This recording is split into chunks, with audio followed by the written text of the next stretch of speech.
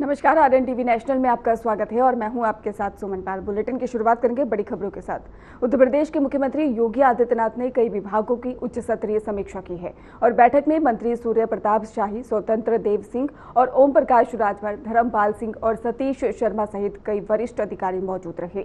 मुख्यमंत्री ने बैठक में स्पष्ट निर्देश दिए कि प्रदेश में पेयजल, सिंचाई और राहत प्रबंधन से जुड़ी किसी भी प्रकार की लापरवाही बर्दाश्त नहीं की जाएगी। उन्होंने सभी विभागों को समय रहते हालात का आकलन कर पूरी तैयारी रखने के निर्देश दिए ताकि आम जनता और किसानों को किसी भी स्थिति में परेशानियों का सामना न करना पड़े।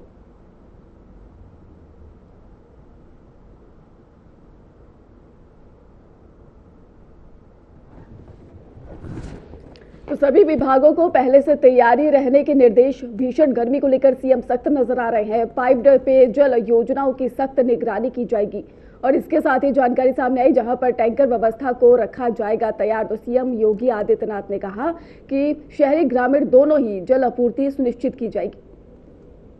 30 मई तक नहर तालाब सफाई अनिवार्य होगा, जहां पर डीसिल्टिंग से बढ़ेगी जल भंडारण क्षमता। तो कुम्हारों को मुफ्त मिट्टी उपलब्ध कराने का भी दिया गया निर्देश। तो सूखा प्रभावित 18 जिलों पर विशेष नजर रखी जाएगी। भीषण गर्मी को लेकर सीएम सख्त नजर आ रहे हैं। 15 जून से 30 जुलाई तक हालात पर निगरानी रखी जाएगी। तो कंट्रोल रूम 24/7 एक्टिव रहने के भी आदेश और हर अपडेट सीएम ऑफिस तक तुरंत पहुंचेगा। तो सीएम का बड़ा सख्त रुख देखने को मिल रहा है। भीषण गर्मी को लेकर सिंचाई व्यवस्था, बिजली आपूर्ति मजबूत होगी और इसके साथ ही फसल बीमा और क्लेम प्रक्रिया तेज करने के भी निर्देश दिए गए। तो राशन वितरण समय पर सुनिश्चित करने पर जोर दिया गया। एक और बड़ी अपडेट आपको बता दें, जहां पर नारी शक्ति वंदन अधिनियम खारिज होने पर विरोध देखने को मिल रहा है। तो बीजेपी निकालेगी मशाल जुलूस यात्रा और इसके साथ ही सीएम योगी आदित्यनाथ जुलूस में शामिल होंगे। तो लोक भवन से अटल चौक तक निकलेगा जुलूस और इसके साथ ही जानकारी सामने आई जहां पर दोनों डिप्टी सीएम भी जुलूस में मौजूद रहेंगे। तो जुलूस में करीब 5000 लोग शामिल होंगे। तो बड़ी अपडेट सामने आ रही है जहां पर सीएम योगी आदित्यनाथ भी मौजूद और नारी शक्ति वंदन अधिनियम खारिज होने का विरोध, जहां पर सीएम योगी जुलूस में शामिल होंगे। बीजेपी निकालेगी मशाल जुलूस यात्रा और इसके साथ ही लोक भवन से अटल चौक तक ये जुलूस निकलेगा। तो दोनों डिप्टी सीएम इस जुलूस में मौजूद रहेंगे और जुलूस में करीब 5000 लोग शामिल होने की संभावना जताई जा रही है। तो लखनऊ में नारी शक्ति वंदन अधिनियम को खारिज किए जाने के विरोध में भारतीय जनता पार्टी आज मशाल जुलूस यात्रा निकालेगी। ये जुलूस लोक भवन से अटल चौक तक निकाला जाएगा, जिसमें करीब 5000 लोगों के शामिल होने की संभावना है। तो इस कार्यक्रम में मुख्यमंत्री योगी आदित्यनाथ भी शामिल होंगे, साथ ही दोनों उप मुख्यमंत्री भी मौजूद रहेंगे और बीजेपी इस निर्णय को लेकर अपना विरोध दर्ज कराएगी। और ये भी जानकारी सामने आई, महिलाएं के अधिकारों के समर्थन में संदेश भी देगी और पूरे आयोजन को लेकर सुरक्षा और व्यवस्था की बात की जाए तो विशेष इंतजाम कर दिए गए।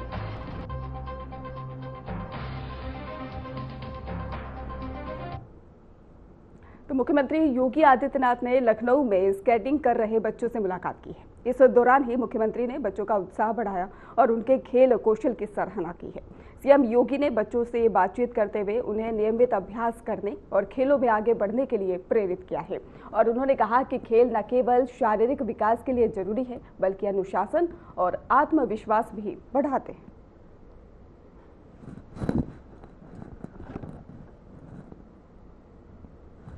लखनऊ से आपको खबर बता रहे हैं जहां पर बच्चों का उत्साह देखने को मिला। मुख्यमंत्री योगी आदित्यनाथ ने लखनऊ में स्केटिंग कर रहे बच्चों से मुलाकात की और इस दौरान ही मुख्यमंत्री ने बच्चों का उत्साह बढ़ाया, उनके खेल कौशल की सराहना की।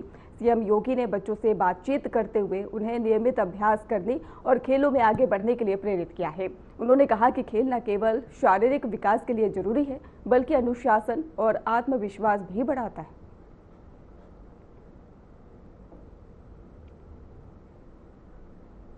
वहीं पर उत्तर प्रदेश कांग्रेस अध्यक्ष अजय राय की तबीयत अचानक से बिगड़ने के बाद उन्हें लखनऊ के मेदांता हॉस्पिटल लखनऊ में भर्ती कराया गया। आपको बता दें कि घटना उस समय हुई जब लखनऊ के गांधी भवन में आयोजित एक कार्यक्रम में शामिल थे। ये कार्यक्रम बुद्ध पूर्णिमा और मजदूर दिवस के अवसर पर शिक्षकों और चिकित्सकों के संयुक्त सम्मेलन के रूप में आयोजित किया गया था। जानकारी के अनुसार कार्यक्रम के दौरान ही अजय राय सामान्य रूप से भाग ले रहे थे।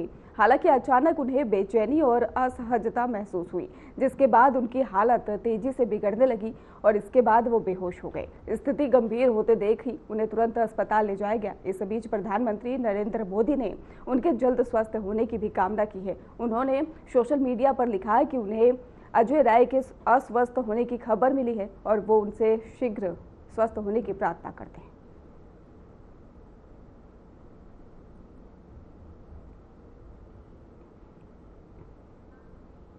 संभल जिले में कब्रिस्तान और ग्राम समाज की भूमि पर कथित अवैध कब्जे के मामले में बड़ा प्रशासनिक एक्शन सामने आया है।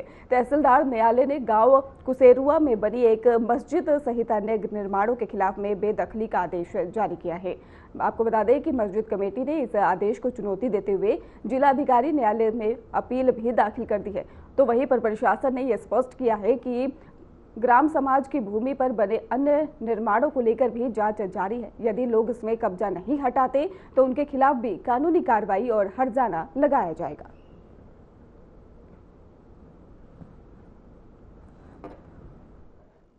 कसेरुआ ग्राम के लोगों के द्वारा जिलाधिकारी महोदय को इस आशय की एप्लीकेशन दी गई थी कि हमारे गांव में कब्रिस्तान की जमीन नहीं है, वो सुरक्षित किया जाए।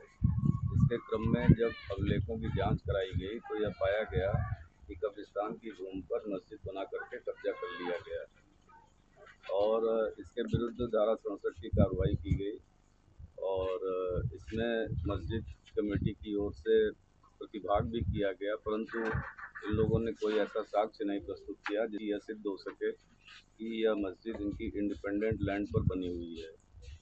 और तहसीलदार कोर्ट मेरे न्यायालय से इनके विरुद्ध बेदखली का आदेश पारित किया जा चुका है और जिसके विरुद्ध इन्होंने जिलाधिकारी महोदय के न्यायालय में अपील प्रस्तुत की है। इसी क्रम में आज यह जांच की गई और अगली कार्रवाई अपीलेट न्यायालय के निर्णय के पश्चात की जाएगी। सर, कितने गाटा संख्या और ये गाटा संख्या 409 है, जिसमें 1100-1200 वर्ग मीटर पर ये मस्जिद बनाई गई है जो मूलतः कब्रिस्तान की लैंड है। एक और बड़ी अपडेट आपको बता दें, जहां पर लखनऊ विश्वविद्यालय में हंगामे का बड़ा एक्शन देखने को मिला।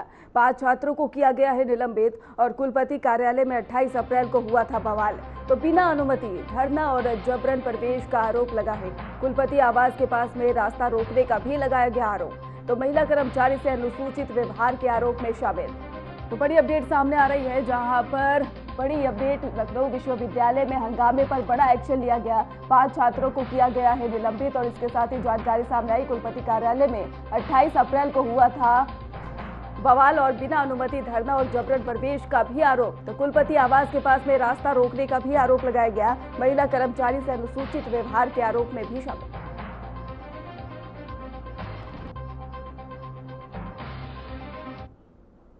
तो झांसी से एक बड़ी और चौंकाने वाली खबर सामने आई, जहां पर पुलिस ने बीजेपी नेता आशीष उपाध्याय को ऑनलाइन क्रिकेट सट्टा कारोबार से जुड़े मामले में गिरफ्तार कर लिया है। आरोप है कि ये करीब 100 करोड़ रुपए के सट्टा ट्रांजैक्शन नेटवर्क से जुड़े हुए थे। नवाबाबाद और चिरगांव थाना पुलिस की संयुक्त टीम ने आरोपी बीजेपी नेता और दिल्ली के चाणक्यपुरी में मौजूद आवास से गिरफ्तार किया। इस कार्रवाई के बाद से जिले की राजनीति में हलचल मच गई है और पुलिस के अनुसार बताया गया कि आईपीएल सीजन के दौरान सक्रिय रहे ऑनलाइन सट्टा नेटवर्क की जांच में आशीष उपाध्याय का नाम सामने आया है और शुरुआती जांच में करीब 100 करोड़ रुपए के लेन देन की जानकारी भी मिली है।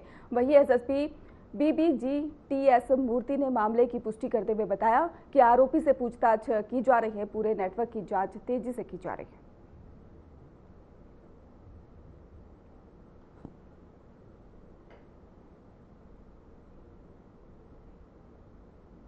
लोगों को विदित है कि हाल ही में कुछ दिन पहले हम लोगों ने एक बड़ा सिंडिकेट जो सट्टा संचालन कर रहे थे उनके 3 सदस्यों को गिरफ्तार करके जेल भेजा है, जिसमें करीब 100 करोड़ से अधिक लेन देन की विषय भी सामने आया था। इसी सिंडिकेट के एक बहुत ही अहम सदस्य आशीष उपाध्याय को आज दिनांक 1/5/2026 को झांसी पुलिस द्वारा अरेस्ट की गई है और बाकी अन्य विधिक कार्रवाई प्रचलित है। जो भी विषय सामने आएंगे आपको अवगत कराया जाएगा। आपको खबर बता रहे हैं जहां पर पुलिस ने बड़ा खुलासा करते हुए बीजेपी नेता आशीष उपाध्याय को गिरफ्तार किया है। तो दिल्ली से ये नेता गिरफ्तारी जो की गई है बताया जा रहा है और बीजेपी नेता है आशीष, जिसके बाद उन्हें गिरफ्तार किया गया पुलिस द्वारा कार्रवाई करते हुए। और ये भी जानकारी सामने आया जहां पर नेटवर्क की जांच के दौरान ही ये सट्टेबाजी में मामला सामने आया था, जिसके बाद उन्हें गिरफ्तार किया गया है। तो झांसी से ये बड़ी चौंकाने वाली खबर सामने आई थी जहां पर पुलिस ने बीजेपी नेता आशीष उपाध्याय को ऑनलाइन क्रिकेट सट्टा कारोबार से जुड़े मामले में गिरफ्तार किया है। तो आरोप ये भी लगाया जा रहा है कि करीब 100 करोड़ रुपए के सट्टा ट्रांजैक्शन नेटवर्क से जुड़े हुए थे। तो नवाबाद और चिरगांव थाना पुलिस की संयुक्त टीम ने आरोपी बीजेपी नेता को दिल्ली से गिरफ्तार किया है। और इसी खबर पर हमारे साथ हमारे सहयोगी गजेंद्र सिंह हमारे साथ जुड़ चुके हैं। गजेंद्र, बीजेपी नेता आशीष उपाध्याय को गिरफ्तार किया गया, सट्टेबाजी का ये मामला सामने आ रहा है, कब से चल रहा था और क्या क्या खुलासे और इसमें हो सकते हैं पूरे मामले को लेकर? बड़ी कामयाबी हासिल की है। जो ये सट्टा माफिया है उनके खिलाफ अभियान चला, एसपी निर्देशन पे अभियान चलाया गया, जिसमें झांसी के चर्चित नेता भाजपा के नेता को गिरफ्तार दिल्ली से किया गया है। वहीं अगर इस मामले में जानकारी बताया जाए तो जो झांसी के सदर विधायक है रवि शर्मा ने एक लेटर लिखा था उच्च अधिकारियों को उन्होंने अवगत कराया था कि झांसी में IPL के सट्टा जो खिला नंबर 2 में खिला रहे हैं उनकी कई ऐसे रद्दे हैं, उन्होंने अवगत कराया था। तो ASP ने मामले को संज्ञान में लेते हुए टीम गठित कर और इस पर जांच शुरू की थी। तो उसमें जांच में 1 करोड़ रुपए का जो लेन देन है उसमें कई लोगों को गिरफ्तार कर जेल भी दिया गया है। उसमें एक भाजपा के नेता है आशीष उपाध्याय, उनका भी नाम सामने आया था। तो नवाबाद पुलिस और चिरगांव पुलिस की संयुक्त टीम द्वारा उनकी लोकेशन ट्रेस की गई और उनकी जानकारी चाहिए तो वो दिल्ली में बताए गए, तो वहाँ दिल्ली से गिरफ्तार कर लिया गया है। वो उनसे ये भी पूछताछ की जा रही है और कौन कौन इसमें शामिल है जो उनके खिलाफ कार्रवाई की जाए। वहीं अगर बात की जाए तो उनकी पत्नी ने अभी सोशल मीडिया पर बयान दिया है कि जो हमारे पति हैं आशीष उपाध्याय, तो उनको एक साजिश के तहत फंसाया जा रहा है। इससे पहले आशीष उपाध्याय का एक बयान भी सोशल मीडिया पे आया था जो उन्होंने बताया था कि कुछ लोग हमें फंसाने की कोशिश कर रहे हैं, उन्हें अवगत भी कराया था। तो पुलिस इस पर जांच कर रही है, उनकी पत्नी के बयान पर भी जांच कर रही है। जो इनका नाम 1 करोड़ के ट्रांजेक्शन से नाम जुड़ा है उस पर भी जांच कर रही है। पुलिस कार्रवाई करते हुए उनको जेल भेजने की तैयारी में है। जी बिल्कुल गजेंद्र, अभी तक और भी किसी का इसमें नाम शामिल हो सकता है, ऐसी कोई आशंकाएं सामने आ रही है पुलिस द्वारा? अभी हाल तो जो झांसी के वरिष्ठ पुलिस अधीक्षक हैं उन्होंने यही कहा है कि आशीष उपाध्याय का नाम इस 1 करोड़ के ट्रांजेक्शन में था, उसकी पुष्टि भी की है। और उन्होंने यह भी कहा है कि हमारी जो टीमें हैं लगातार जांच में जुटी है और जो उनका कॉल डिटेल है, लोकेशन है, उस पर लगी है कि इसमें कहाँ के लोग हैं, कौन कौन शामिल है, उनके खिलाफ भी कार्रवाई की जाएगी। वहीं अगर बात की जाए झांसी जिले में तो झांसी जिले के जो वरिष्ठ पुलिस अधीक्षक हैं उन्होंने सभी थानों को निर्देशित किया है कि कहीं भी IPL या सट्टा या कोई भी अवैध धंधा होता है तो उन पर तत्काल कार्रवाई की जाए, क्योंकि योगी सरकार में अपराधियों को बख्शा नहीं जाएगा। जी राजेंद्र, आपको बहुत बहुत शुक्रिया हमारे साथ जुड़ने के लिए और अहम जानकारी हमारे साथ साझा करने के लिए। तो एक और बड़ी अपडेट सामने आ रही है आगरा से, जहां पर धर्मांतरण गैंग का सख्त एक्शन देखने को मिला। धर्मांतरण गिरोह में 4 और आरोपी गिरफ्तार किए गए। तो बड़ी अपडेट आगरा से, कश्मीर बता दें कमिश्नर और UP STF की बड़ी कार्रवाई की गई है और इसके साथ ही तलमीज, परवेज और जतिन गिरफ्तार किए गए हैं। पुलिस टीम ने हसन को भी पकड़ा है। तो बड़ी जानकारी आगरा से सामने आ रही है जहां पर धर्मांतरण गैंग पर सख्त एक्शन देखने को मिला और धर्मांतरण गिरोह में 4 और आरोपी गिरफ्तार किए। कमिश्नर और UP STF की बड़ी कार्रवाई की गई है। तलमीज, परवेज और जतिन गिरफ्तार कर लिए गए हैं और पुलिस टीम ने हसन को भी पकड़ लिया।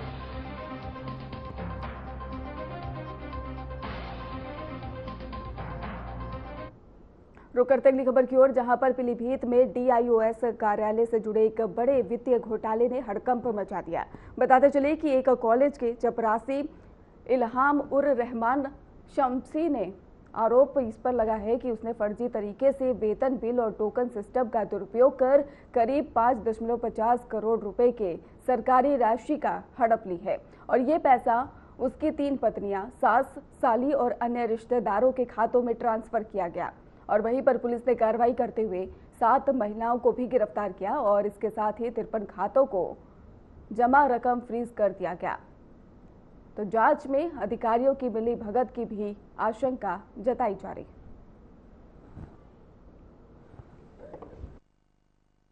देखिए, दिनांक 13 फरवरी को जिला विद्यालय निरीक्षक द्वारा प्राप्त एक तहरीर पर एक मुकदमा थाना कोतवाली पर पंजीकृत किया गया था, जिसमें डीआईओएस ऑफिस में तैनात एक चतुर्थ श्रेणी कर्मचारी इल्हाम शमशी द्वारा सरकारी धनराशि का षड्यंत्रपूर्ण तरीके से गबन किया गया था। उसी विवेचना के क्रम को जारी रखते हुए आज दिनांक 1 मई को 7 अभियुक्ताओं को गिरफ्तार किया गया है। ये सातों अभियुक्ताएं जो हमारे मुख्य आरोपी हैं, उनके रिश्तेदारी में उनके परिवारजन हैं और इनके अकाउंट में कुल 8 करोड़ 15 लाख की धनराशि गबन करके ट्रांसफ़र की गई थी। इसमें से हमने 5 करोड़ से ऊपर की धनराशि को फ्रीज करा दिया है और आगे भी विवेचना सख्त रूप से जारी रहेगी और इस पूरे प्रकरण में जितने भी लोग सम्मिलित हैं सबकी गहन पूछताछ की जाएगी और उनके विरुद्ध कठोर कार्रवाई की जाएगी। फिलहाल इन सातों अभियुक्ताओं को गिरफ्तार कर जेल भेजा जा रहा है, रिमांड लिया गया और इनको जेल भेजा जा रहा है। देखिए, अभी प्रकाश में 50 से ज़्यादा खाते हमारे पास आए हैं जिनसे षड्यंत्रपूर्ण तरीके से पैसे को ट्रांसफ़र करके सरकारी धन को गबन करके प्राइवेट लोगों को भेजा गया है। हमारे पुलिस अधीक्षक महोदय के कुशल निर्देशन में हमारी थाना पुलिस एवं अन्य टीमों द्वारा बहुत अच्छा एक विवेचनात्मक कार्रवाई की गई है, जिसके फलस्वरूप पूरी टीम को 25,000 रुपये धनराशि एवं सभी को सर्टिफिकेट देके सम्मानित किया जाएगा। इसमें आगे विवेचना चलेगी और इसमें जो भी अभियुक्त होगा, चाहे वो अधिकारी होगा या नहीं होगा, उन सबके नाम प्रकाश में लाए जाएंगे। अभी हमें पूछताछ करने की आवश्यकता है जिससे पता चल सके कि गबन की गई धनराशि को कहाँ पे ट्रांसफर किया गया। ये सरकारी पैसा इनके खातों में डायरेक्टली गया है, इनके अकाउंट नंबर प्रयोग किए गए। और इसी खबर पर हमारे साथ हमारे सहयोगी करण देव शर्मा हमारे साथ जुड़ चुके हैं। करण, 7 महिलाएं गिरफ्तार की गई है, करोड़ों का घोटाला हुआ है, पूरा मामला क्या था, विस्तार से बताइए। जी, जनपद पीलीभीत में एक चतुर्थ श्रेणी कर्मचारी इल्हाम शमशी द्वारा डीआईओएस कार्यालय से कई करोड़ों का फर्जीवाड़ा किया गया है, जिसकी जानकारी लगने के बाद जिला निरीक्षक अधिकारी द्वारा शिकायत दर्ज की गई, जिसमें पुलिस ने मामले में जांच की। वहीं 53 खातों में से लगभग 8 करोड़ 15 लाख रुपए ट्रांसफर किए गए हैं। वहीं आपको बता दें, कई करोड़ की धनराशि जो है वो फ्रीज की जा चुकी है। फिलहाल पुलिस ने 7 महिलाओं को गिरफ्तार किया है। इससे पहले भी एक महिला को जेल भेजा गया था। बताया जा रहा है कि जो इल्हाम शमशी है, उनकी 3 पत्नियां हैं।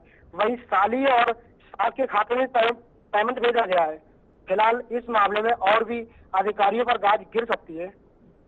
बिल्कुल करण देव, देखा जाए तो ये गिरोह पहले भी काम कर चुका है, पहले भी ऐसे घोटाले कर चुका है, ऐसा कोई मामला सामने आया?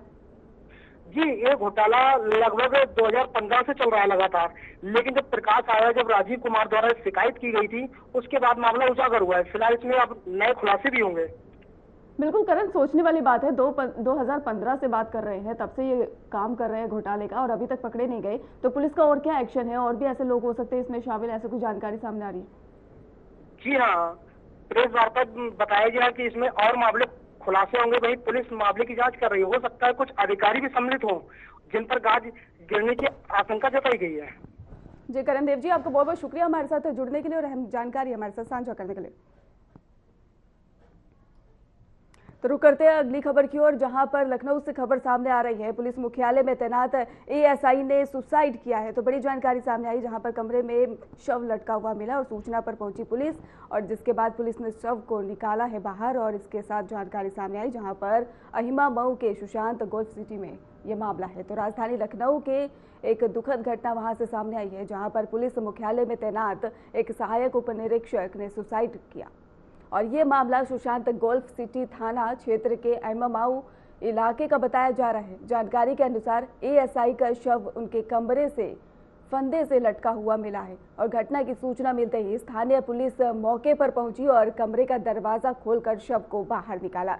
पुलिस ने मौके की जांच शुरू कर दी है और प्रारंभिक तौर पर सभी पहलुओं को ध्यान में रखते हुए मामले की जांच की जा रही है। अधिकारी ये पता लगाने की कोशिश कर रहे हैं कि आत्महत्या के पीछे क्या कारण हो सकते हैं। फिलहाल शव को पोस्टमार्टम के लिए भेज दिया गया, परिजनों को सूचना दे दी गई है और पुलिस मामले की गंभीरता से जाँच कर रही है।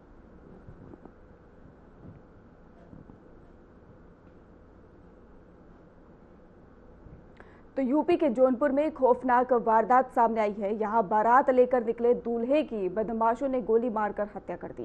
पूरी घटना खेतासराय थाना क्षेत्र के बाद शाही बाजार के पास की घटना बताई जा रही है, जब बाइक सवार 2 नकाबपोश बदमाश ने दूल्हे की गाड़ी को ओवरटेक कर रोका और ताबड़तोड़ फायरिंग कर दी। गोली लगने से दूल्हे की मौके पर ही मौत हो गई और घटना से पूरे इलाके में हड़कंप मच गया। फिलहाल इस मामले में पुलिस केस दर्ज कर जांच कर रही है।